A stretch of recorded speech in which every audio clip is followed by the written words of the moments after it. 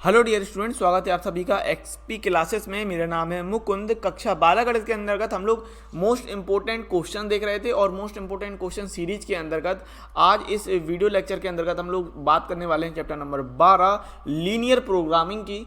और linear programming के अंतर्गत देखो, मैंने आपको एनसीईआरटी के क्वेश्चन लगवा दिए थे। पैटर्न एक ही है और कॉन्सेप्ट किंग होता है, ये आपको पता। भाई कॉन्सेप्ट तैयार है तो हर एक चीज़ आप ले जा सकते हैं। न्यू बेसिक और फंडामेंटल जो चीज़ है वो तैयार है, तो किसी भी क्वेश्चन में कोई प्रॉब्लम नहीं आती है। तो यहाँ पर कुल मिलाकर मैंने आपके लिए टोटल मोस्ट इंपोर्टेंट क्वेश्चन ले लिए हैं 15 कह लीजिए या फिर मात्र 10 कह लीजिए। 10 मोस्ट इंपोर्टेंट क्वेश्चन ले लिए हैं, क्योंकि मैंने कॉन्सेप्ट समझाने के लिए 5 एनसीईआरटी के सवाल लिए हुए हैं। एनसीईआरटी एग्जाम्पल के 12.1 के। तो यहाँ पर मैंने आपके लिए 5 एनसीईआरटी के सवाल लिए हुए हैं और प्लस आपको 10 सवाल करने के लिए दिए। ये 5 आपको कॉन्सेप्ट समझाने के लिए मैंने सवाल ले लिए हैं। 5 सवाल जो है कॉन्सेप्ट समझाने के लिए, और इसके अलावा मैंने 10 सवाल आपको दिए हैं लगाने के लिए, जो कि मोस्ट इंपॉर्टेंट है और इनको आपको लगा लेना है। क्योंकि कॉन्सेप्ट एक बार अगर आपका क्लियर हो जाएगा, बेसिक आपका क्लियर है, तो इन 10 सवालों को लगाने में आपको कहीं पर भी कोई प्रॉब्लम नहीं आने वाली। तो ये 10 सवाल बेहतरीन वाले सवाल हैं जो कि आपके इंपॉर्टेंट हैं, इनको आपको हर हाल में लगा लेना है। तो लगाने का तरीका ये है कि आप जब भी एक क्वेश्चन को देखें, जैसे ये क्वेश्चन को देखें, तो वीडियो वहाँ पर रोक दें, पॉज कर दें, और उस वीडियो को पॉज करने के बाद पहले उस पर्टिकुलर सवाल को आपको लगा लेना है, सॉल्व कर लेना है। देन उसके बाद उस सवाल का जो उत्तर आ रहा है वो कमेंट्स बॉक्स में कमेंट्स करना है। इसी तरह कर करके ये आपके जो 10 मोस्ट इंपॉर्टेंट सवाल मैंने आपके लिए दिए हुए हैं, इनको आपको सॉल्व कर लेना है। और अगर आप ये कर ले जाते हैं तो लीनियर प्रोग्रामिंग का आपका पूरा जो कॉन्सेप्ट है, जो आपके सवाल हैं, वो तैयार हो जाएंगे और कहीं पर आपको भटकने की जरूरत नहीं पड़ेगी, क्योंकि 10 सवाल पर्याप्त रहेंगे। इसके अलावा देखिए, लीनियर प्रोग्रामिंग से हो सकता है आपका एक लॉन्ग बन जाए। 8 नंबर का अगर लॉन्ग बनता है तो बहुत अच्छी बात है, सीधा सीधा सिंपल सवाल रहता है। या फिर 5 नंबर और 1 नंबर करके 6 नंबर का भी सवाल बन सकता है, या फिर अकेला 5 नंबर का भी सवाल बन सकता है। इस तरीके से आपका लीनियर प्रोग्रामिंग के जो सवाल है वो बढ़ते हैं। तो मैंने आपको यहाँ पर जैसे कहा कि ये 10 क्वेश्चन आपको लगा लेने, सॉल्व कर लेने। इन 10 सवालों को आपको लगाना है, कमेंट्स बॉक्स में कमेंट्स करना है, बताना है। तो चलिए पहले हम लोग शुरुआत करेंगे इन 5 सवालों से। एनसीईआरटी के 12.1 के जो उदाहरण है, इन 5 सवालों को हम लोग समझ लेते हैं, कॉन्सेप्ट एक बार क्लियर हो जाए। इसके बाद हम ये 10 जो सवाल हमको दिए हुए उन सवालों को देखेंगे और उन सवालों को आपको सॉल्व करके कमेंट बॉक्स में उत्तर बताना है। तो ज़्यादा देर न लगाते हुए चलिए शुरू करते हैं।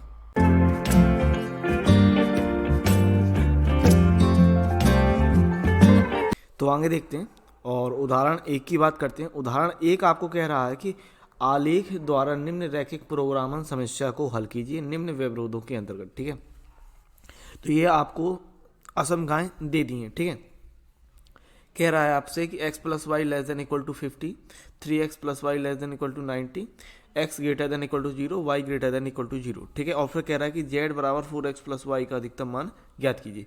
तो हमें सबसे पहले क्या करना है, दी हुई असमीकरणों को समीकरण के रूप में परिवर्तित करने पर। ठीक है, तो दी हुई असमीकरणों को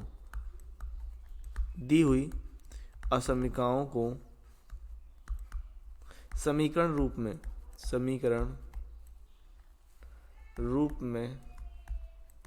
परिवर्तित करने पर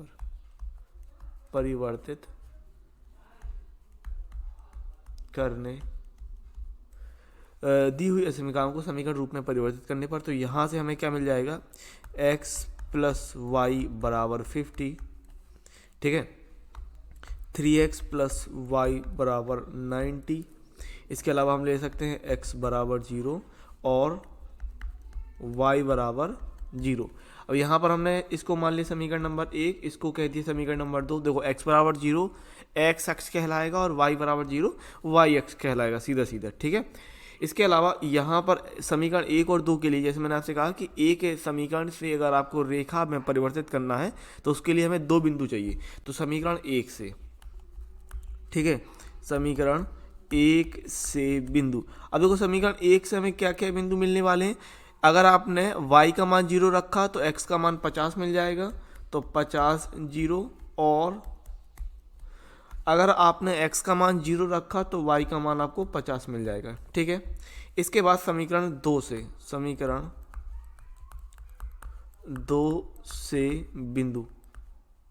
तो अगर आपने y का मान 0 रखा, y का मान 0 रखने पर 3 का भाग करेंगे तो ये x का मान 30 हो जाएगा, y का मान 0, और अगर हमने x का मान 0 रखा तो y का मान मिलने वाला हमें 90। तो समीकरण 1 और 2 से हमें बिंदु मिल गए।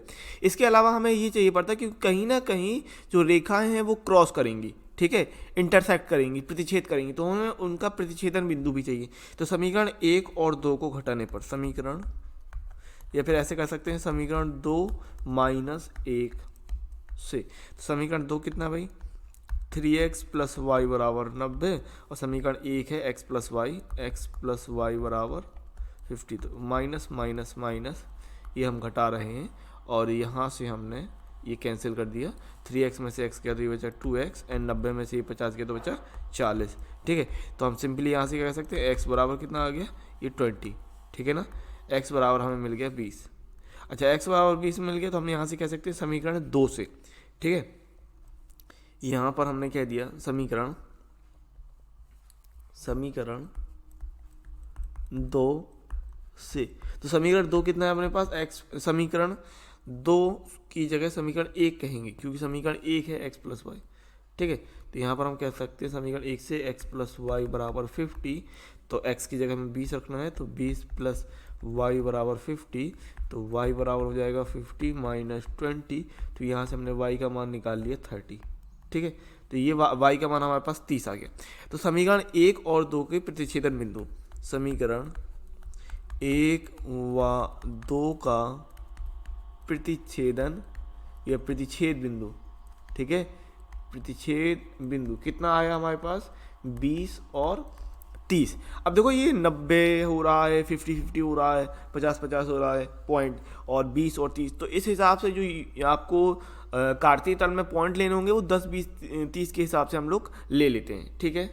तो हमने ये कार्तीय तल ले लिया। अब पहले समीकरण के लिए जो बिंदु थे 50, 0 और 0, 50, उनको हम प्लॉट करेंगे, ठीक है। और 50, 0, 0, 50 कहाँ आ जाएंगे, 1, 2, 3, 4, 5, ये हो जाएगा भाई 50, 0, ठीक है, और 0, 50 को हम यहाँ प्लॉट कर देंगे, ठीक है। तो अब इसके लिए हम इन बिंदुओं पर हम प्लॉटिंग बिंदु डाल दिए कार्तीय तल पर। अब हम रेखा खींच लेते हैं कि रेखा आपकी जो आने वाली है वो कहाँ से रेखा गुजरने वाली है, कुछ इस तरीके से, ठीक है ना। तो ये देख लेते हैं, और इसको हम यहाँ पर डाल दिए। पहली रेखा होगी, ये पहला रेखा का समीकरण हो गया, ठीक है, x प्लस वाई बराबर 50 थे, और दूसरा था 3x प्लस वाई बराबर 90। तो इसके लिए हमारे बिंदु आ गए थे 30, 0 और 0, 90, ठीक है। तो अगर हम बात करें 30, 0 की, ठीक है, 30, 0 ये मिल गया हमें, और 0, 90 ये 5, 6, 7, 8, 9 ये हो गया हमारे पास 0, 90, ठीक है। तो अब इसके लिए हम डाल लेते हैं, ये हमारी जो रेखा जाएगी, ठीक है, इस तरीके से हमने ये रेखा डाल दी, ओके। सो ये रेखा हो गई हमारे पास दूसरी रेखा, ये दूसरी लाइन खींच गई, क्लियर बात है इतनी, है ना। अब हमको ये देखना पड़ता है कि दो जो असमिकाएं हैं वो मूल बिंदु की तरफ होंगी कि मूल बिंदु से दूर होंगी, ठीक है। तो यहाँ पर हम देख रहे हैं छायांकित भाग के लिए, छायांकित भाग के लिए, ठीक है। तो असमिका 1 से, असमिका 1 से, ठीक है। तो असमिका 1 रखा तो x plus y less than equal to 50 था ना, असमिका 1 जो थी x plus y less than equal to 50, तो वहाँ पर हमने x और y का मान 0 रखा, तो 0 प्लस 0 यानी 0 आएगा, लेस देन इक्वल टू 50, ये चीज़ सत्य है, यानी छायांकित भाग मूल बिंदु की तरफ रहेगा। और असमिका 2 से, तो 3x plus y less than equal to 90 था, अब वहाँ पर x और y के मान अगर आपने रखा तो दोनों में 0 मिलना है, तो 0 लेस देन इक्वल टू 90 आना है, तो ये भी बात सही है। इसका मतलब हमने क्या देखा कि दोनों ही रेखाओं के लिए जो आपका भाग होगा छायांकित भाग वो कहाँ मूल बिंदु की तरफ होगा। तो पहली रेखा ये थी, तो ये आपका देख पाएंगे कि ये जो डलने वाला है वो इस तरीके से आने वाला है ना, है ना, ये इस तरीके से पहली रेखा के लिए प्लॉट होगा, इतनी बात क्लियर है। फिर दूसरी रेखा के लिए भी मूल बिंदु की तरफ जाना है, तो दूसरी रेखा ये थी हमारे पास, ये इस तरफ से, तो ये इस तरीके से हम देख पाएंगे ये, ठीक है। और आप जान पाएंगे कि जो उभयनिष्ठ एरिया था, जो बीच वाला एरिया है उभयनिष्ठ एरिया, वो आपका हरा वाला जो बीच वाला एरिया है वो हो पा रहा है। ठीक है, हरा वाला एरिया बीच वाला हमारा उभयनिष्ठ एरिया हो पाएगा। ठीक है ना। तो इस तरीके से हम प्लॉटिंग कर देंगे और इस तरीके से हम छायांकित भाग को दिखाने वाले हैं। क्लियर बात है, कोई समस्या नहीं होनी चाहिए। ठीक है, तो ये हमने ले लिया इस तरीके से, और इसको और हम बात करते हैं। ठीक है, ये इस तरीके से अभी ठीक है ना, ये अभी ठीक है। तो छायांकित भाग देखो, छायांकित भाग जो उभयनिष्ठ एरिया यानी फिजिबल रीजन होगा, उसको आपको सिर्फ उसी को दिखाना है, आपको पूरे को नहीं दिखाना है। ठीक है, ड्राइंग नहीं करनी है, आपको एक आइडिया मिलना चाहिए कि फिजिबल रीजन होने वाला कौन सा है, तो उसके लिए आपको समझना होगा। अब फिजिबल रीजन कौन हो जाएगा, ये बीच वाला एरिया हो जाएगा, ये वाला सुसंगत क्षेत्र जिसे हम कहते हैं फिजिबल रीजन, उभयनिष्ठ क्षेत्र। ठीक है, ये वाला एरिया हमारा होने वाला है। अब कोणीय बिंदु मेथड के हिसाब से क्या होता है कि आपको कोने पता होनी चाहिए, यानी ये वाला बिंदु था कोने, ये वाला कोना कितना था 0 0। ठीक है, ये वाला कोना हमने ले लिया, तो ये वाला पॉइंट था हमारे पास 30 0। ये वाला जो इंटरसेक्टिंग पॉइंट था, इंटरसेक्टिंग पॉइंट कितना निकला था 20 30 निकला था। और ये वाला जो पॉइंट था आपको ध्यान होगा, ये था हमारे पास 0 50। ठीक है, 0 50। अगर हम बाकी पॉइंट भी डालना चाहें तो बाकी पॉइंट भी डाल सकते हैं। ये वाला जो पॉइंट था हमारे पास, ये था 50 0। ठीक है, 50 0। और ये वाला जो पॉइंट है, ये वाला पॉइंट है 0 90। ठीक है, बाकी के नाम दे सकते हैं अगर आप देना चाहो, कोई दिक्कत नहीं इसमें। ए दे दिया नाम, यहाँ पर बी नाम दे दिया और इसको हमने सी नाम दे दिया। ठीक है, तो यहाँ पर हमने ये ले लिया, तो ये आपका इस तरीके से हो गया। तो कोणीय बिंदु ए बी सी के निर्देशांक, ठीक है, कोणीय बिंदु A B C, O A B C, ओ के निर्देशांक क्रमशः क्या है, ए के तो हो गए हमारे पास 30 0, बी के हो गए 20 30, फिर सी के हो गए 0 50, और डी ओ के हो गए 0 0 हैं। ठीक है, अब इसके लिए हम डाल लेते हैं। ठीक है, तो इसके लिए हम सारणी बना लेंगे, और हमारे पास z कितना था भाई, z बराबर था 4x + y। ठीक है, के अधिकतम मान के लिए, के अधिकतम मान के लिए, कि अधिकतम मान के लिए, तो कि अधिकतम मान के लिए यहां पर ले रहे हैं कोणीय बिंदु, कोणीय बिंदु या हम कहते हैं सुसंगत क्षेत्र के बिंदु। ठीक है, और z का संगत मान, z का संगत मान, या फिर अकेला आप z भी लिख देंगे तो कोई दिक्कत नहीं है। फिर z बराबर जो आपके पास समीकरण था, यहाँ पर आप z बराबर 4x + y भी लिखना चाहें तो भी कोई दिक्कत नहीं है। ठीक है ना, तो इस तरीके से हमने ले लिया, और 4 बिंदु हैं हमारे पास, तो 1 2 और 3 और ये 4 बिंदु हमारे पास आ गए। और इसके लिए हम डालते हैं तो ये 0 0 है। इसके अलावा या फिर हम इसमें इस तरीके से भी ले सकते हैं कि जो O है वो 0 0 है, A B और C। ठीक है, तो A कितना है, A है लिया था हमारे पास 30 0, B था 20 30, और C जो था वो था हमारे पास 0 50। तो अगर हमने Z के लिए वैल्यू निकाली तो x और y के हमें सिर्फ मान रखने हैं। ठीक है, तो Z बराबर यहाँ आ जाएगा हमारे पास 0, और 30 रखेंगे तो 120 हो जाएगा, y तो 0 है। 20 30 रखते हैं तो 4 दूनी 8 80, 110 हो जाएगा। और अगर आपने 0 और 50 रखा तो ये मिलेगा 50। ठीक है, 50। तो हमारे पास मैक्सिमम वैल्यू कितनी आ गई, ये आ गई 120। ठीक है, अधिकतम मान, तो यहाँ पर हम लिख देंगे अतः बिंदु ए जो कि हमने लिया 30 0 पर z का अधिकतम मान, z का अधिकतम मान 120 है। ये आपसे पूछ रहा था, तो इस तरीके आंसर हो जाएगा। और उदाहरण नंबर 2 की बात करते हैं। तो उदाहरण 2 भी आपको वही है कि आलेखी विधि द्वारा निम्न रैखिक प्रोग्रामन समस्या को हल कीजिए निम्न व्यवरोधों के अंतर्गत। ठीक है, तो ये हमारे पास व्यवरोध हो गए इस प्रकार से, और ये जेड की वैल्यू हमको दे दी है, और ये कह रहा है का न्यूनतम मान ज्ञात कीजिए। अब यहाँ पर न्यूनतम मान निकालने के लिए आपसे कह रहा है, तो न्यूनतम मान निकाल लेते हैं। तो सबसे पहले क्या करें, कहना असमीकाओं को, दी हुई असमीकाओं को, दी हुई असमीकाओं को, असमीकाओं को समीकरण रूप में लिखने पर, समीकरण रूप में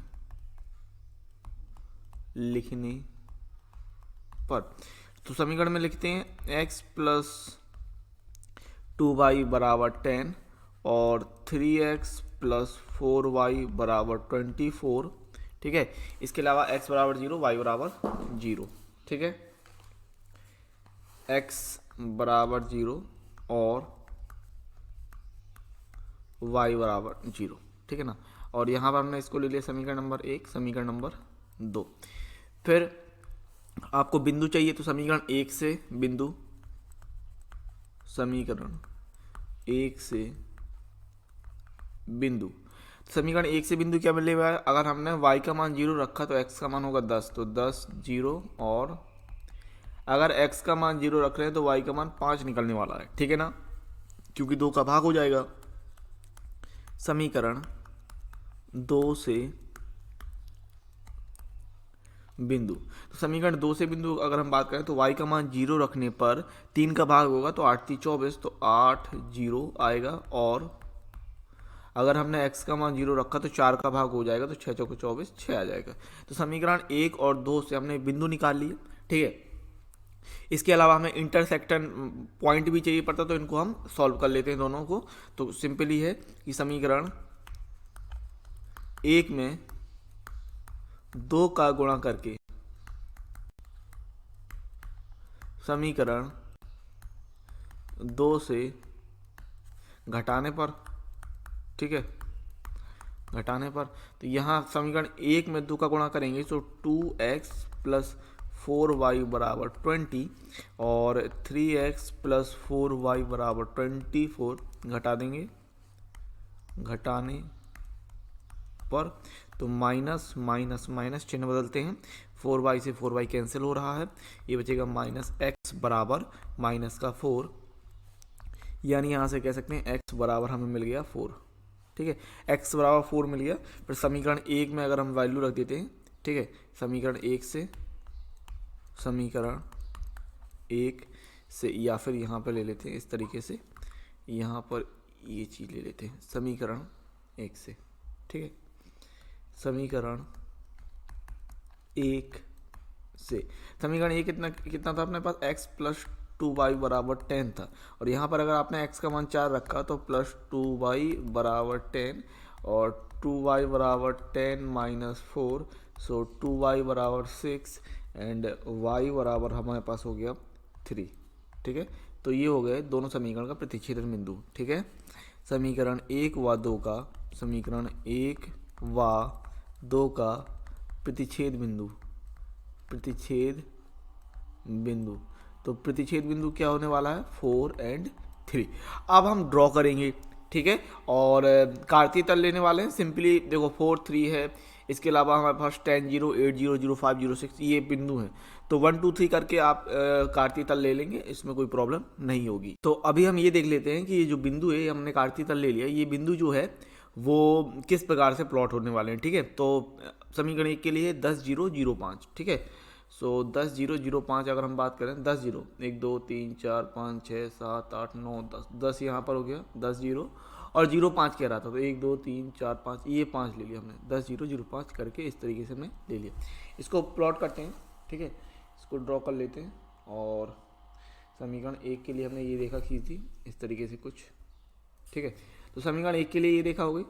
ठीक है, फिर हम बात करते हैं दूसरी जो समीकरण के लिए रेखा थी, आप देख पाएंगे पहले के लिए 10 0 0 5 हो गए, दूसरे के लिए 8 0 और 0 6 है। ठीक है, 8 0 0 6, तो यहाँ पर आएगा 8 8 0 और 0 6 कुल मिला के यहाँ आने वाला है। ठीक है, तो इसके लिए अब ड्रॉ कर लेते हैं लाइन। तो यहाँ पर इस तरीके से ये हम समीकरण नंबर जो 2 है हमारे पास, उसके लिए हमने ड्रॉ कर लिया। ठीक है, इतना क्लियर बात है। इसके बाद जो प्रतिच्छेद है, इंटरसेक्टिंग पॉइंट रहेगा, ये वाला इंटरसेक्टिंग पॉइंट रहेगा, है ना। इंटरसेक्टिंग पॉइंट जो हमारा आ रहा है 4 3। अब हमको ये चाहिए कि जो असमिकाएँ हैं, ठीक है, तो असमिकाओं के लिए जो आपके पास छायांकित भाग आने वाला है वो किस तरीके से आने वाला है। ठीक है, असमिकाओं से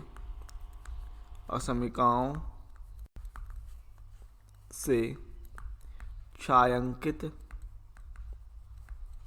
भाग ये दिखने वाले हैं।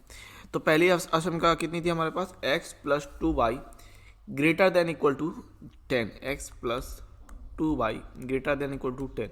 अगर आपने यहाँ पर x और y का मान रखा 0 0, तो 0 ग्रेटर देन इक्वल टू 10 होने का मतलब ये हो गया असत्य। यानी पहले जो आपकी असमिका है या पहला समीकरण, उसके लिए छायांकित भाग कहाँ जाएगा, ऊपर की तरफ, मूल बिंदु से दूर, है ना। असत्य होने पर क्या होता है, मूल बिंदु से दूर। यानी ये जो पहली रेखा थी आपके पास, ये नीचे वाली जो इस तरीके से जाएगा ये छायांकित भाग। ठीक है, ये देख पाएंगे, ये ऊपर की तरफ रहेगा।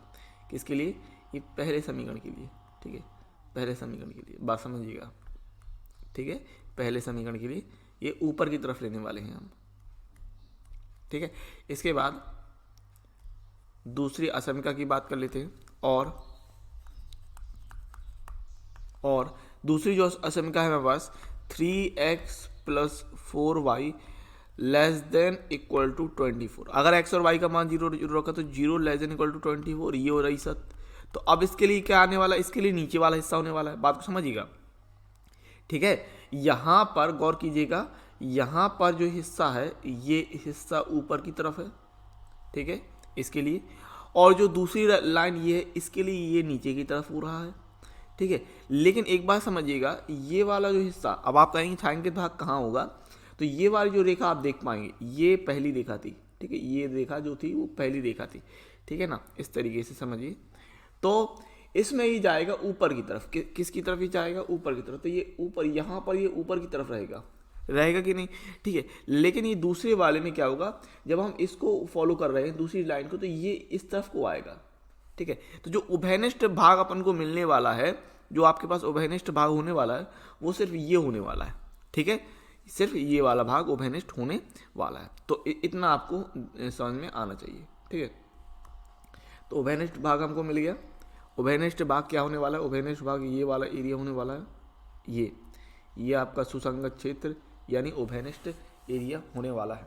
ठीक है, इतनी बात आपको क्लियर रही होगी। और यहाँ पर पॉइंट की बात कर लेते हैं, तो पॉइंट भी देख लीजिए। इसको, ये तो प्रतिच्छेदन बिंदु, इसको हमने ए ले लिया, ये वाला पॉइंट हमने बी कह दिया, और ये हमने कह दिया सी।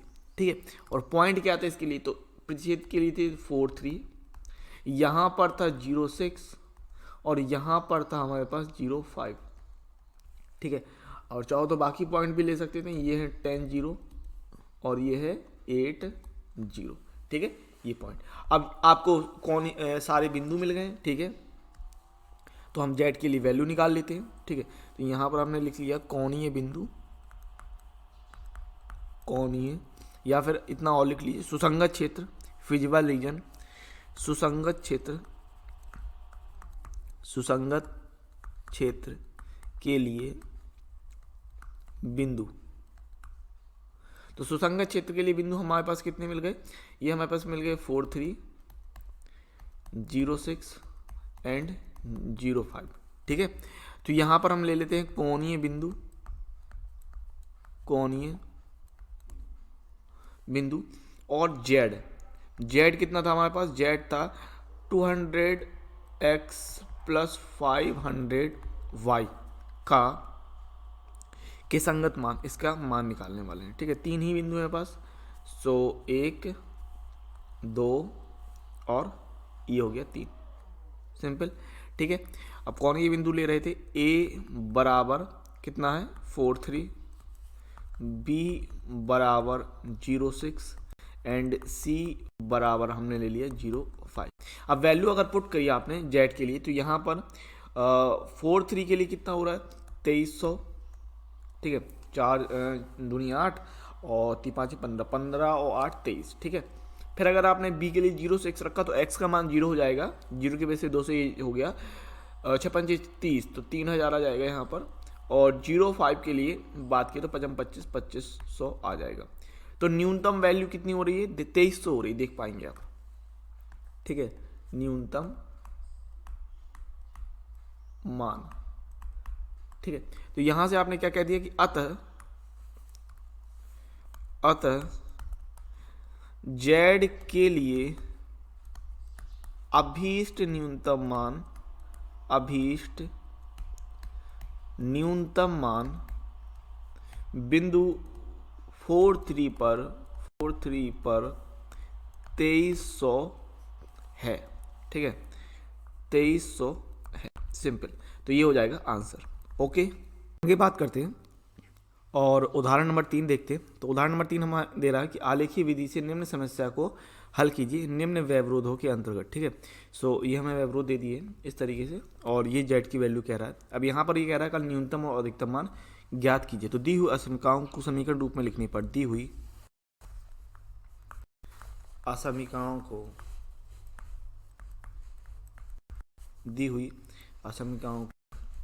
समीकरण रूप में लिखने पर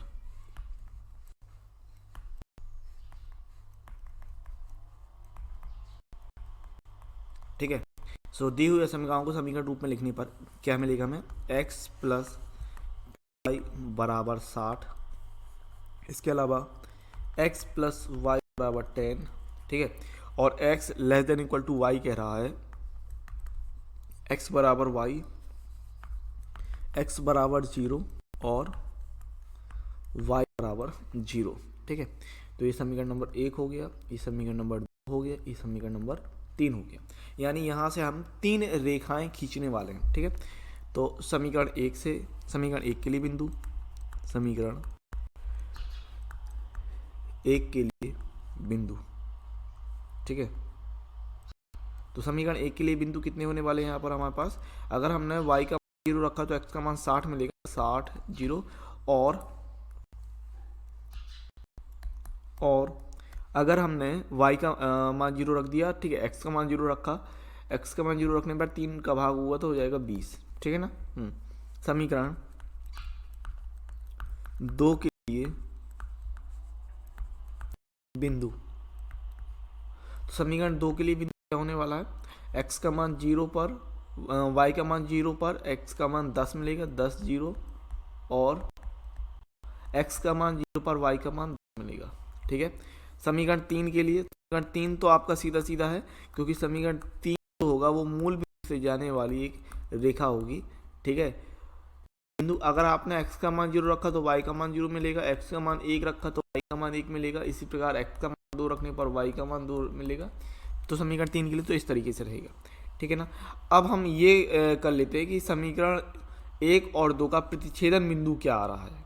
ठीक है ना, समीकरण 1 और 2 का जो प्रतिच्छेदन बिंदु है वो देख लेते हैं। तो समीकरण 1 व 2 के लिए, ठीक है, या फिर समीकरण 1 और 2 के लिए प्रतिच्छेद बिंदु, तीनों ही समीकरणों के लिए आपको अलग अलग देखना पड़ेगा, तीनों ही समीकरण, क्योंकि आपको ये नहीं पता, आप आलेख डाल रहे हैं, आपको ये नहीं पता। या फिर एक काम करते हैं, प्रतिच्छेदन बिंदु हम बाद में याद करते हैं, पहले आलेख डाल लेते हैं। उससे क्या होगा कि हमें ये पता चल जाएगा कि रेखा आखिर कट कहाँ कहाँ रही है। ठीक है, तो ये हमने कार्तीय तल ले लिया, और कार्तीय तल हमने इसको 5 के अकॉर्डिंग डिवाइड किया है, मतलब 5 10 15 20 इस तरीके से डिवाइड किया है। यानी यहाँ पर 5 है, यहाँ पर भी 5 है। ठीक है, और यहाँ पर आप ले 10 15 20 25, यहाँ 25 दिखा दें, 30 35 40, यहाँ 40 दिखा सकते हैं। इसके बाद 40 45 50 55 60, यहाँ हमने 60 ले लिया। इस तरीके से हमने कुछ बिंदु दिखा दिए। ठीक है, 5 10 15, यहाँ हमने 20 ले लिया, 25 30 35 ले लिया यहाँ पर। ठीक है, 40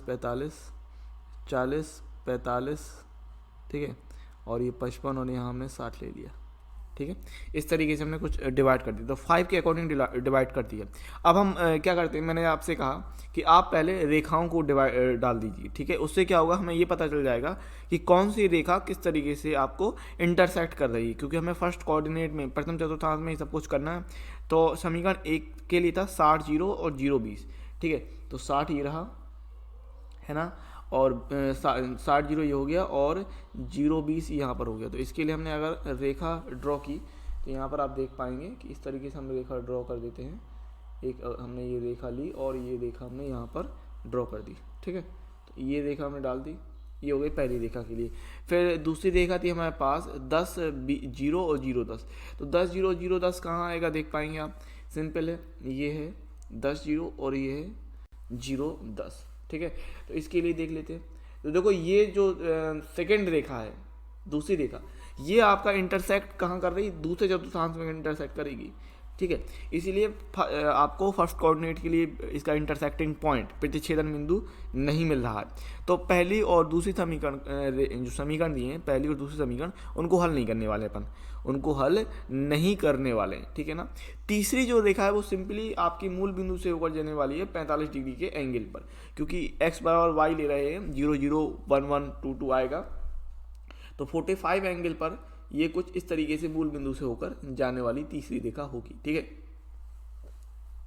तो ये हमने तीसरी रेखा डाल दी, ठीक है। अब हम बस इतना हो गया। अब हमको ये देखना है, देखो तीसरी रेखा जो ऐसी है वो पहली रेखा और दूसरी रेखा को इंटरसेक्ट कर रही है, तो तीसरी रेखा से हम निकालेंगे। अब आपको बात समझ में आ रही होगी कि तीसरी रेखा से जो है वो इंटरसेक्ट कर रही है दोनों अन्य रेखाओं से। हम तो करने वाले हैं समीकरण 1 और 3 को हल, व 2 और 3 को हल करने वाले हैं, ठीक है ना। तो समीकरण 1 व 3, ठीक है। तो समीकरण हमारे पास एक कितना है, x प्लस 3y बराबर 60 है, और 3 है x बराबर y। तो यहाँ पर सिंपली हम x बराबर जो y है इसमें रख देते हैं। सो कितना मिलेगा, y प्लस 3y बराबर 60, यानी 4y बराबर 60, और यहाँ से हमें y का मान कितना मिल गया, y का मान मिल गया 15, ठीक है। अब y का मान 15 है तो x का मान भी 15 कहलाएगा, क्योंकि x बराबर y है, ठीक है ना। इतनी बात क्लियर है, x का मान भी हमारे पास 15 रहेगा। तो इसीलिए x बराबर y बराबर 15। समीकरण 1 व 3 का प्रतिच्छेदन बिंदु, समीकरण 1 व 3 का प्रतिच्छेद बिंदु, प्रतिच्छेद बिंदु कितना हो गया, 15 15। तो बात आप समझ पाएंगे। समीकरण 1 कौन सा था, समीकरण 1 ये है, और समीकरण 3 के लिए देखा ये, तो प्रतिच्छेदन बिंदु ये जो मेरा ये है 15 15, ठीक है। इतनी बात क्लियर है ना। इसके बाद समीकरण 2 व 3 से, समीकरण 2 व,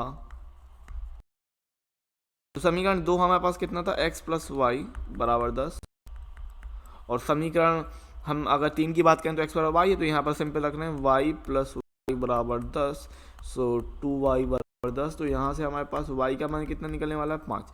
अब इसीलिए जब y का मान 5 है तो करें x बराबर y बराबर 5, ठीक है ना।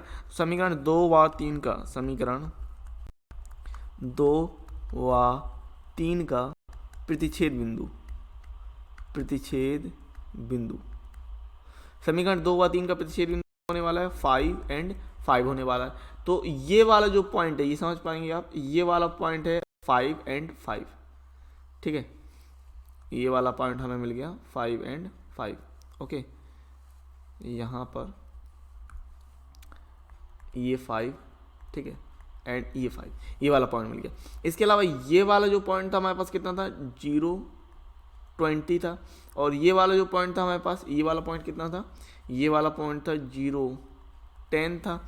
इसके अलावा ये वाला जो पॉइंट था हमारे पास, ये था 10 0 करके, और यहाँ पर हमारे पास पॉइंट था 60 0 करके, ठीक है। तो ये सारे पॉइंट मिल गए। अब हमको ये देखना है कि छायांकित भाग कौन सा होने वाला है, किस तरफ होने वाला है। तो यहाँ पर हम ले सकते हैं सिंपली छायांकित भाग के लिए, ठीक है, छायांकित भाग के लिए। तो छायांकित भाग के लिए देखने वाले हैं, तो असमिकाओं से देखते हैं। पहले असमिका 1 से, असमिका 1 से, तो हमारे पास असमिका जो 1 थी वो x plus 3y less than equal to 60 थी। तो एक्स और वाई का अगर आपने मान रखा तो 0 लेस देन इक्वल टू 60 मिलने वाला, जो कि क्या है, सत्य है। तो पहली रेखा के लिए तो मूल बिंदु की तरफ होने वाला है। असमिका 2 से,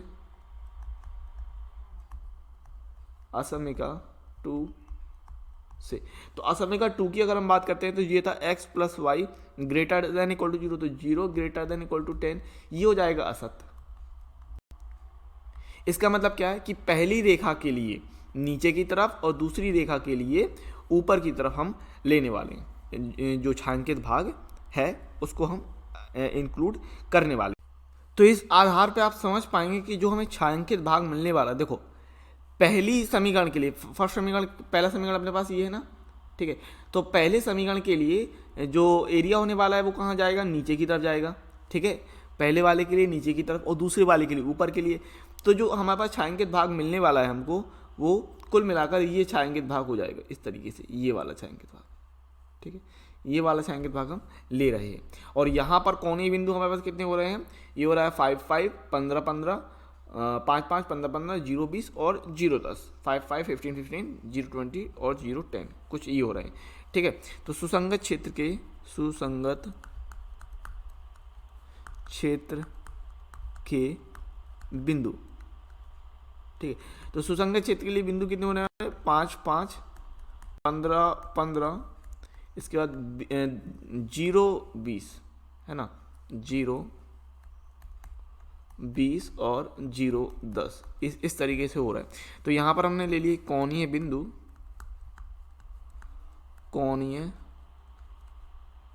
बिंदु और z है हमारे पास कितना, 3x प्लस 9y, ओके, और 4 मान निकाल लें, 1 2 3 और ये 4, ठीक है, इस तरीके से। तो यहाँ पर ले लिया हमने 5 5, इसके अलावा 15 15, इसके अलावा 0 20 और 0 10, ठीक है। अब जेड की अगर आपने वैल्यू निकाली तो 5 थी 15 और 9 पना 45, यानी कितना जाएगा यहाँ पर, 5 5 के लिए हो गया 60, फिर 15 15 की अगर हम बात करते हैं तो 180 आ जाएगा, और 0 20 के लिए 180 हो रहा है, और 0 10 के लिए 90 हो रहा है। तो न्यूनतम मान और अधिकतम मान आपसे पूछ रहा था, तो ये तो हो गया भाई न्यूनतम मान,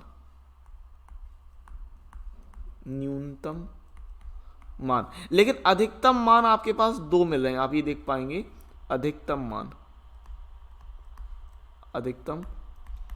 मान। और मैंने आपसे कहा था कि अगर एक से ज़्यादा, अगर 2 बिंदुओं पर या एक से ज़्यादा बिंदुओं पर अधिकतम मान या न्यूनतम मान प्राप्त होता है तो उसके हम अनंत हल कह देते हैं। क्या कह देते हैं, अनंत हल या बहुइष्टतम हल।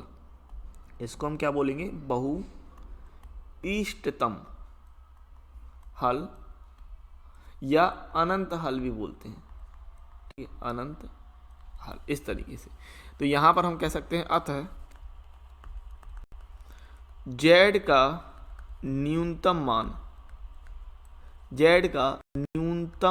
मान बिंदु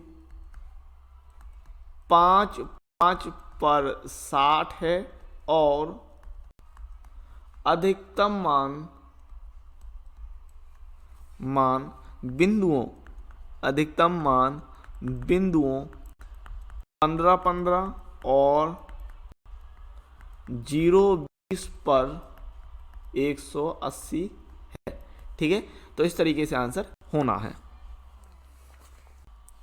आगे बात करते हैं उदाहरण नंबर 4 की। तो उदाहरण नंबर 4 आपको कह रहा है कि आलेखीय विधि द्वारा उद्देश्य फलन z बराबर -50x प्लस 20y का न्यूनतम मान निम्नलिखित व्यवरोधों के अंतर्गत ज्ञात कीजिए, ठीक है। तो ये हमारे पास व्यवरोध हो गए, असमिकाएं, और इनके लिए ज्ञात करना है। सबसे पहले हम लिखेंगे दी हुई असमिकाओं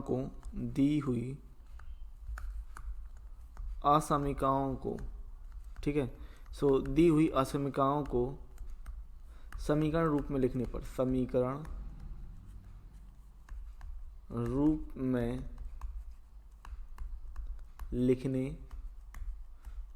तो दी हुई समीकरणों को समीकरण रूप में लिखते हैं। सो 2x माइनस वाई बराबर -5, 3x प्लस वाई बराबर 3, 2x माइनस 3y बराबर 12, और यहाँ पर हम ले सकते हैं x बराबर 0 और y बराबर 0, ये हमने ले लिया। ठीक है, इसके बाद ये समीकरण 1, समीकरण 2 और समीकरण 3 हो गया। अब हर एक के लिए हम बिंदु निकालने वाले हैं। तो समीकरण 1 के लिए बिंदु, समीकरण 1 के लिए बिंदु, समीकरण 1 के लिए बिंदु कितने हो जाएंगे अगर हम बात करते हैं। तो अगर आपने y का मान 0 रखा, ठीक है, तो कितना मिलेगा हमें, ये मिलेगा समीकरण 1 के लिए समीकरण, यहाँ पर y का मान अगर आपने 0 रखा तो 2 का भाग हो जाएगा, तो माइनस का 5 0 एंड 0 और 5/2 0। और अगर x का मान 0 रखा, तो x का मान 0 रखने पर हमें कितना मिल जाएगा, ये मिल जाएगा 0 एंड 5, इतना मिल जाएगा। ठीक है, -5 0, माइनस का 5/2 0 और 0 5। ठीक है, इसके अलावा अगर हम बात करें तो और कोई बिंदु अपन को मिल सकता है। यहाँ पर अगर हमने यहाँ पर x का मान 1 रखा, ठीक है, सोचिएगा x का मान 1 काम करते हैं, x का मान 1 रखते हैं तो सही रहेगा। ठीक है, बेहतर वैल्यू क्या रहेगी, x का मान 1 रखिए, तो x का मान 1 रखने पर हमें y का मान कितना मिल जाएगा, y का मान 7 मिल जाएगा, अभी ठीक रहेगा। x का मान 1 रखिए तो y का मान हमें 7 मिल रहा है, देख लीजिए। ठीक है, देख पाएंगे अगर 2x माइनस वाई बराबर -5 है ना, तो x का मान अगर आपने 1 रखा तो 2 × 1 माइनस वाई बराबर -5, 2 माइनस वाई बराबर -5, सो माइनस वाई बराबर -5 -2 यानी -7, माइनस काट दिया, तो x का मान 1 रखने पर y का मान हमें 7 मिल रहा है, ये बिंदु सही रहेगा। ठीक है, इसके बाद समीकरण 2 के लिए बिंदु, तो अब यहाँ तो सिंपली आ जाएगा कि x का मान, y का मान 0 रखा तो x का मान 1 होगा 1 0, और x का मान 0 रखने पर y का मान 3 हो जाएगा सिंपली। समीकरण 3 के लिए बिंदु,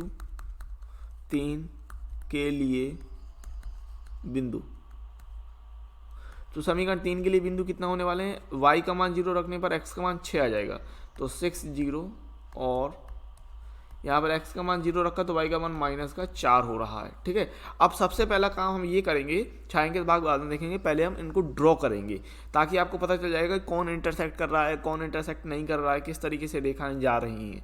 तो हमने यहाँ पर ये आपका कार्तीय तल ले लिया है और इसमें हम पहले रेखाओं को ड्रॉ कर लेते हैं। ठीक है, सबसे पहले तो पहली रेखा के लिए था 1 7 और 0 5, तो 0 5 कहाँ मिलने वाला है, और जो यूनिट लिए 1 2 3 करके यूनिट लिए 0 5 हमारे पास ये मिल जाएगा, 0 5 ये होगा। और अगर हम बात करें 1 7 की, तो 1 7 आप ये देखेंगे x पर 1 और y पर 7, तो लगभग हमको क्या मिल जाएगा, ये पॉइंट मिल जाएगा, है ना, ये वाला पॉइंट। तो ये 2 पॉइंट हमें दिख रहे हैं, आपको दिख रहे होंगे, एक ये पॉइंट ले लिया हमने और एक ये पॉइंट ले लिया। इन दोनों पॉइंटों से हम रेखा गुजार देते हैं। ठीक है, इन दोनों ही पॉइंटों से हमने रेखा जो है वो ड्रॉ कर दी, तो ये हो जाएगा हमारे पास समीकरण नंबर 1 कुल मिलाकर। ठीक है, ये हो गई समीकरण 1 के लिए रेखा। ठीक है, फिर समीकरण 2 हमारे पास था 1 0 और 0 3, तो 1 0 कहाँ पर होने वाला है, 1 0 x, ये हो जाएगा x के लिए, और 0 3 हो जाएगा हमारे पास ये। ठीक है, तो इन दोनों से रेखा गुजार देते हैं। ठीक है, इन दोनों से हमने रेखा गुजार दी और ये कुछ इस तरीके से ये रेखा चली जाएगी। ठीक है ना, ये रेखा दूसरी रेखा हो गई। ठीक है, ये दूसरे समीकरण के लिए रेखा खींच दी। तीसरा समीकरण था 6 0, तो 6 0 कहाँ होने वाला है, देख लीजिए, ये रहा 6 0 x पर, और 0 -4 कह रहा है। ठीक है, तो y के लिए -4 आएगा, या इसके लिए हम कुछ और अगर बिंदु सोच सकते हैं, तो देखिए इसके लिए दूसरा बिंदु हम देख पाएंगे 9 2, कितना बिंदु देख पाएंगे 9 2, या फिर 0 -4 भी देख लेंगे, कोई दिक्कत नहीं। 0 -4 कहाँ पर आएगा, 0 अगर -4 की बात करें तो वो नीचे की तरफ आएगा। ठीक है, किसकी तरफ आएगा, तो हमने क्या किया कि हमने थोड़ा सा नीचे y डैश के लिए, यहाँ पर आप देख पाएंगे कि ये y डैश के लिए हमने थोड़ा सा नीचे की तरफ और जगह ले ली। और यहाँ पर अगर हम 0-4 अगर ड्रॉ करना चाहें तो यहाँ पर हमने मान लिया ये 0-4। तो अगर आप यहाँ से इस तरीके से ड्रॉ करना चाहें तो इस तरीके से भी ड्रॉ कर सकते हैं, या फिर एक समीकरण नंबर 3 के लिए हम एक नया बिंदु 9 और 2 ले सकते हैं। 9-2 भी आ जाएगा इसके लिए। समीकरण 3 के लिए 9-2 करके एक नया बिंदु हम ले सकते हैं अगर लेना चाहो, नहीं तो इसी के लिए हम बना देते हैं। तो ये आपका इस तरीके से हमने ये तीसरे समीकरण को डाल दिया। ठीक है, तीसरे समीकरण के लिए जो तीसरी रेखा होने वाली थी वो इस तरीके से डाल दी। ठीक है, अब इसके लिए हम क्या करते हैं, इसके लिए हम ये देखते हैं कि छायांकित भाग कहाँ होने वाला है ना।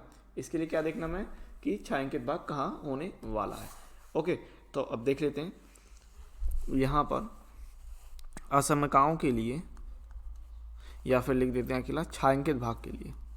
ठीक है, छायांकित भाग के लिए। ठीक है, छायांकित भाग की बात कर लेते हैं अगर, तो असमिका 1 से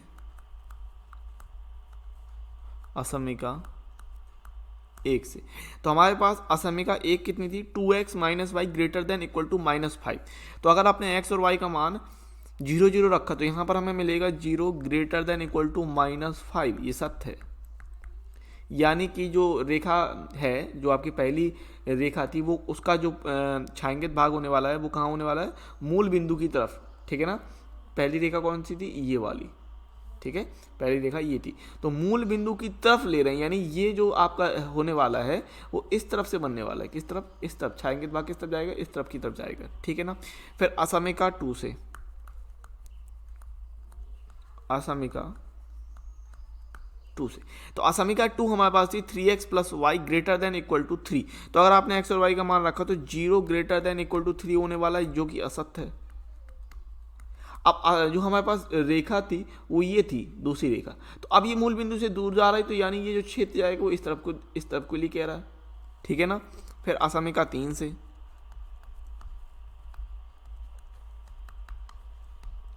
तो असमिका 3 जो थी हमारे पास 2x - 3y less than equal to 12 था, है ना। तो अगर आपने x और y का मान 0-0 रखा तो ये मिलेगा 0 लेस देन इक्वल टू 12, जो कि सत्य है। यानी यहाँ पर भी जो हमें एरिया मिलने वाला वो कहाँ पर मिलने वाला है, मूल बिंदु की तरफ। अब मूल बिंदु की तरफ का मतलब क्या, इस तरीके से एरिया, यानी ये जो एरिया होगा इस तरफ की तरफ मिलने वाला है। ठीक है, लेकिन इसमें एक पॉइंट, इसमें एक कैच है। अब यहाँ पर आप क्या कह रहे हैं कि तीनों ही समीकरणों की रेखाओं से मिलने वाला छायांकित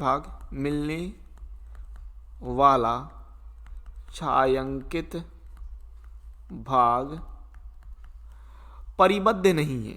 ठीक है, छायांकित भाग परिबद्ध नहीं है,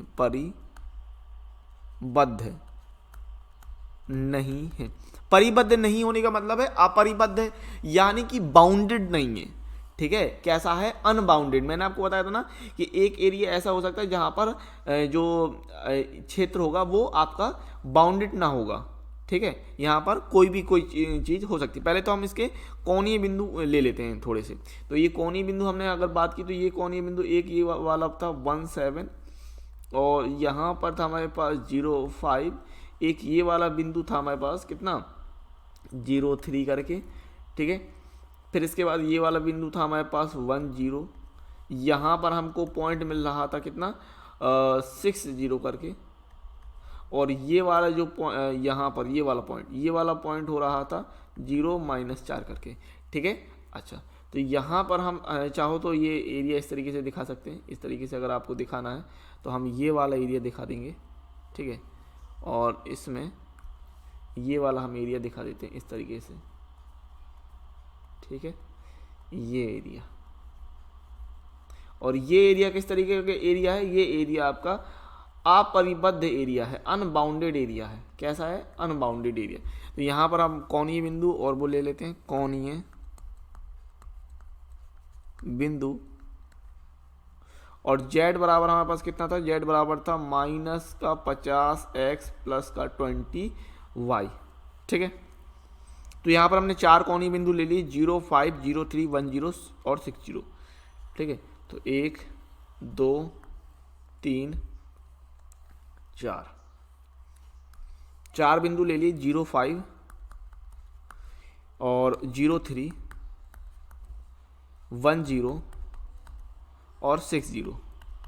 ठीक है, तो अगर हमने 0 5 वैल्यू रखी तो ये हो रहा है 100, फिर 0 3 रखने पर हो रहा है 60, 1 0 पर माइनस का 50 और 6 0 पर माइनस का 300। तो ये आपका न्यूनतम मान दिखा रहा है, लेकिन यहाँ पर हम कह देंगे कि चूंकि छायांकित भाग या सुसंगत क्षेत्र परिबद्ध नहीं है, इसीलिए कोई भी न्यूनतम मान नहीं होगा, कोई भी न्यूनतम मान नहीं होगा, कोई निश्चित न्यूनतम मान नहीं होगा। ठीक, कोई भी निश्चित न्यूनतम मान नहीं होगा, ऐसा कह सकते हैं, निश्चित न्यूनतम मान नहीं होगा। तो इतना हम दिखा सकते हैं। ठीक है, क्योंकि ये एरिया जो है वो पूरा खुला एरिया है, अनबाउंडेड सॉल्यूशन। ये क्या कहलाएगा? अनबाउंडेड सॉल्यूशन कहलाएगा, है ना। अनबाउंडेड स्पेलिंग देख लेना, सही होनी चाहिए। ठीक है, अनबाउंडेड सॉल्यूशन है। तो आगे बात कर लेते हैं उदाहरण नंबर 5 के लिए। उदाहरण नंबर 5 आपको दिया निम्नलिखित व्यवरोधों के अंतर्गत z बराबर 3x + 2y का न्यूनतमीकरण कीजिए। ठीक है, तो ये हमको असमीका दे दी हैं। तो हम सबसे पहले लेने वाले हैं दी हुई असमीकाओं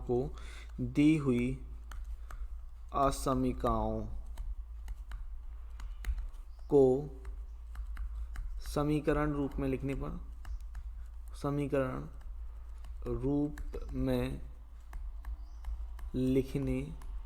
पर ठीक है, तो यहाँ से हमको कितना मिल जाएगा? ये मिल जाएगा x + y बराबर 8, इसके अलावा 3x + 5y बराबर 15 और x बराबर 0 और y बराबर 0 ले लिया हमने। यहाँ पर सिंपली हमने ले लिया समीकरण नंबर 1, समीकरण नंबर 2। अब बिंदु देख लेते हैं। समीकरण 1 के लिए बिंदु तो समीकरण 1 के लिए बिंदु कितने हो जाएंगे? ये हो जाएगा भाई 8 0 और 0 8, सिंपल। ठीक है ना। और समीकरण 2 के लिए बिंदु तो अगर आपने y का मान 0 रखा तो 3 का भाग देने पर 5 0 मिलेगा, और अगर आपने x का मान 0 रखा तो 5 का भाग देने पर 0 3 मिल जाएगा। अब इसके लिए सबसे पहले हम इनको रेखाओं को खींच लेते हैं। तो हमने एक कार्तीय तल ले लिया। अब इसके लिए बिंदु ले लेते हैं। समीकरण 1 के लिए बिंदु कितना हुआ है? 8 0 और 0 8। तो 8 0 यहाँ पर मिल गया हमको और 0 8 हमको ये मिल गया। ठीक है ना। अब इसके लिए हम लाइन खींच लेते हैं। तो लाइन हमने यहाँ से खींची 0 8 और 8 0 करके। ठीक है, इस तरीके से ले लिया हमने और ये लाइन हमने ड्रॉ कर दी। ठीक है, सिंपल। इसके बाद दूसरी हमको कह रहा था 5 0 और 0 3। तो दूसरा हमें 5 0 कह रहा था, तो 5 0 हमारे पास ये है और 0 3 हमारे पास कितना है? ये रहा 0 3। तो इसके लिए हम लाइन ड्रॉ कर लेते हैं। ठीक है ना। लाइन इसके लिए भी अगर हमने ड्रॉ कर ली, देखिए यहाँ पर 0 5 एंड 0 3 के लिए लाइन हमने ये ड्रॉ कर ली इस तरीके से। ठीक है, तो अब इसके ये वाला पॉइंट कितना था हमारे पास? अगर हम बात करें तो हमारे पास ये पॉइंट है 8 0, यहाँ पर है 0 8, इसके अलावा ये वाला पॉइंट है हमारे पास 5 0 और यहाँ पर हमारे पास ये वाला पॉइंट है 0 3। अब हम देखने वाले हैं छायांकित भाग। तो असमीका छायांकित भाग के लिए छायांकित भाग के लिए, ठीक है ना। तो असमीका 1 से तो भाई असमीका जो हमारे पास 1 थी वो कितनी थी? x + y > 8। तो अगर x और y का मान 0 रखो तो सिंपली आपको पता है ना कि 0 > 8 हो रहा है, जो कि गलत है यानी असत्य। तो असमीका जो 1 यानी जो समीकरण के लिए थी, उसके लिए जो छायांकित भाग होने वाला है वो कहाँ होने वाला है? ऊपर की तरफ होने वाला है ना, ऊपर की तरफ जाने वाला है। और फिर हम बात करते हैं असमीका 2 से। असमीका 2 से तो असमीका 2 कितनी थी? 3x + 5y > 15। तो यहाँ पर अगर आपने रखा तो 0 <= 15 होने वाला, जो कि सत्य है। अब इसके लिए जो दूसरा समीकरण हमने बनाया उसके लिए मूल बिंदु की तरफ हो रहा है ना, मूल बिंदु की तरफ। लेकिन यहाँ पर आप देख पा रहे हैं क्या हमें कोई सुसंगत क्षेत्र, उभयनिष्ठ क्षेत्र प्राप्त हो रहा है? बिल्कुल नहीं प्राप्त हो रहा। देख पाएंगे कि नहीं, हमको यहाँ पर कोई भी सुसंगत क्षेत्र नहीं प्राप्त हो रहा। आप क्या दिखा पाएंगे? आप ये दिखा पाएंगे, इस तरीके से अगर दिखाना है तो आप ये दिखा रहे हैं कि पहली रेखा के लिए तो आपने ये दिखा दिया इस तरीके से कि जो क्षेत्र हो रहा है छायांकित भाग ये ऊपर की तरफ जा रहा है ना। ये किसकी तरफ जा रहा है? ये जा रहा है आपका क्षेत्र ऊपर की तरफ, और दूसरे वाले के लिए जा रहा है नीचे की तरफ। ठीक है, किसके लिए जा रहा है? नीचे की तरफ। तो यहाँ पर आप दिखा रहे हैं कि चूंकि कोई भी सुसंगत क्षेत्र प्राप्त नहीं होता है, इसलिए अतः समस्या का या रैखिक प्रोग्रामन का या एलपीपी का, ऐसे लिख सकते हैं, समस्या का, या फिर हम क्या लिख सकते हैं? एलपीपी का। ठीक है, क्या लिख सकते हैं? एलपीपी का कोई भी हल संभव नहीं है। ठीक है, कोई भी हल संभव नहीं है। तो ये आंसर कहलाएगा। तो इस तरीके से देखो, मैंने आपको बताया था कि 3 तरह की पॉसिबिलिटीज हो सकती हैं। नो सॉल्यूशन, जो कि हमने उदाहरण नंबर इसमें देखा, उदाहरण नंबर 5 में। फिर हमने देखा अनबाउंडेड सॉल्यूशन, जो कि हमने उदाहरण नंबर 4 में देखा था। इनफिनाइट सॉल्यूशन, जो हमने उदाहरण नंबर 3 में देखा था। तो ये जो 3 पॉसिबिलिटीज मैंने आपको बताई थी, ये भी 3 पॉसिबिलिटीज हो गई। और सॉल्यूशन वाली पॉसिबिलिटी जो थी वो उदाहरण नंबर 1 और उदाहरण नंबर 2 में हमने कर ली थी। ठीक है, तो यहाँ पर मैंने रैखिक प्रोग्रामन, लीनियर प्रोग्रामिंग जो है आपका, उसके मोस्ट इंपोर्टेंट 10 क्वेश्चन ले लिए हैं।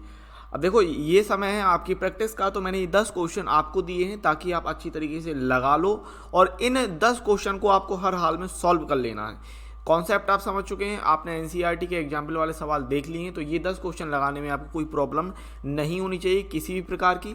इन 10 क्वेश्चनों को आपको सॉल्व करना है आराम से। आप 1.5 घंटे से 2 घंटे के बीच में आराम से इनको सॉल्व कर सकते हैं। सॉल्व करने के साथ ही आपको कमेंट्स बॉक्स में इनके जो सॉल्यूशन है, जो उत्तर आ रहा है, वो कमेंट्स करना है। तो पहला क्वेश्चन आपको इस प्रकार से है कि रेखीय प्रोग्रामन समस्या का निम्न अवरोधों के अंतर्गत हल कीजिए। 5x + 3y ≤ 15, 2x + 5y ≤ 10 and x > 0, y > 0, और उद्देश्य फलन है मेरे पास z = 10x + 3y का अधिकतम मान ज्ञात कीजिए। तो ये सवाल आपको लगा लेना है, इस सवाल को सॉल्व कीजिए और उत्तर जो है कमेंट्स बॉक्स में बताइए। देन ये सवाल आपको लगा लेना है, इसमें कह रहा है कि निम्न अवरोधों के अंतर्गत z = 8x + 7y का अधिकतम मान ज्ञात कीजिए। और यहाँ पर ये कह रहा है कि x < 20, y < 40, x + y < 45, 3x + y < 66, x < 0 और y < 0। ठीक है, तो ये आपको कर लेना है, इसको सॉल्व कीजिए और उत्तर जो है कमेंट्स बॉक्स में कमेंट्स करके बता दीजिएगा। ठीक है, तो ये आपको ये सारे सवाल आपको लगा लेने। क्वेश्चन नंबर 3 की बात कर लें तो ये आलेखीय विधि द्वारा निम्न रैखिक प्रोग्राम समस्या को निम्नलिखित अवरोधों के अंतर्गत हल कीजिए। x + 3y < 60, x + y < 0, x < y, x < 0 और y < 0। तो ये सवाल अगर आप लगा ले जाते हैं तो आपको रैखिक प्रोग्रामन में कोई भी समस्या नहीं होने वाली। जैसे मैंने आपसे कहा, यहाँ से 8 नंबर का भी सवाल बन जाएगा और 5 + 1 करके 6 नंबर का भी सवाल बन सकता है, या फिर खाली 5 नंबर का भी सवाल बन सकता है। तो इसमें कोई प्रॉब्लम नहीं होनी चाहिए। यदि ये सवाल आप लगा ले जाते हैं तो इनकी प्रैक्टिस कर लीजिएगा अच्छे से। z = 3x + 9y का न्यूनतम और अधिकतम मान ज्ञात करने के लिए आपसे कह रहा है। अगले क्वेश्चन की बात कर लें तो ये कह रहा है आपको निम्नलिखित व्यवरोधों के अंतर्गत z = 5x + 10y का न्यूनतमीकरण तथा अधिकतमीकरण आलेखीय विधि द्वारा कीजिए। x + 2y < 120, x + y > 60, x - y > 0, x < 0, y > 0। अगला आपको कह रहा है कि ग्राफीय विधि से रैखिक प्रोग्रामन समस्या z = 4x + y का अधिकतम मान ज्ञात कीजिए, जिसके अवरोध x + y < 50, 3x + y < 90, x < 0 और y < 0 आपसे कह रहा है। ठीक है, आगे आपसे कह रहा है कि आलेखीय विधि द्वारा निम्नलिखित रैखिक प्रोग्राम समस्या को हल कीजिए, और इसके लिए आपको दिया है कि x + y < 40, 2x + y < 70, x < 0, y < 0 and z = 5x + 2y का अधिकतम मान ज्ञात कीजिए। ठीक है, आगे बात करें तो अगले सवाल में आपको करना है निम्नलिखित व्यवरोधों 5x + y ≤ 100, x + y ≤ 60, x ≥ 0, y ≥ 0 के अंतर्गत z बराबर 250x + 75y का अधिकतमीकरण कीजिए। ठीक है, इसके बाद अगला सवाल है आलेखी विधि द्वारा निम्न रैखिक प्रोग्रामन समस्या को हल कीजिए। निम्न व्यवरोधों के अंतर्गत x + y ≤ 24, 2x + y ≤ 32, x ≥ 0, y ≥ 0 and z बराबर 150x + 250y का अधिकतम मान ज्ञात कीजिए। तो इन सभी को करने के लिए आप वीडियो पॉज करते जाइए, सवाल कीजिए, एक बार वीडियो पॉज कीजिए, उसके बाद पूरा सवाल सॉल्व कीजिए, उसके बाद अगले क्वेश्चन पर बढ़िए। ठीक है, आपको ये पूरा वीडियो इस तरीके से देख लेना है, एक क्वेश्चन पर पॉज करना है वीडियो को, उस सवाल को लगा लेना है, अगर वो सवाल नहीं बन रहा है तो उसको छोड़ देना है, यदि सवाल आपसे सॉल्व नहीं हो रहा है तो उसको छोड़ देना, अगले सवाल पर मूव ऑन करना है, उस पर टिके नहीं रहना है, इस बात को ध्यान रखिएगा। ठीक है, चलिए अगला क्वेश्चन आपको कर लेना है निम्नलिखित अवरोधों के अंतर्गत z बराबर 50x + 15y का अधिकतम मान ज्ञात कीजिए। 5x + y ≤ 100, x + y ≤ 60 and x ≥ 0, y ≥ 0। और अंतिम ये मोस्ट इंपोर्टेंट सवाल आपको लगा लेना है निम्नलिखित व्यवरोधों के अंतर्गत z बराबर 200x + 500y का न्यूनतम मान ज्ञात कीजिए। x + 2y ≥ 0, 3x + 4y ≤ 24 and x ≥ 0, y ≥ 0। तो ये 10 क्वेश्चन ऐसे हैं जो आपको हर हाल में लगा लेने हैं। और जैसे मैंने आपसे कहा कि आपको वीडियो पॉज करना है, एक क्वेश्चन लगाना है, उसको सॉल्व कर लेना अच्छी तरीके से और उत्तर जो है कमेंट्स बॉक्स में कमेंट्स करना है। यदि वो सवाल आपसे नहीं आ रहा है तो आपको दूसरे सवाल पर पढ़ना है और ये 10 सवाल इस तरीके से आपको कर लेने। मैंने आपको कॉन्सेप्ट समझा दिया, एनसीईआरटी के एग्जाम हो ही गए हैं, तो ये 10 सवालों को लगाने में आपको कोई प्रॉब्लम नहीं होनी चाहिए।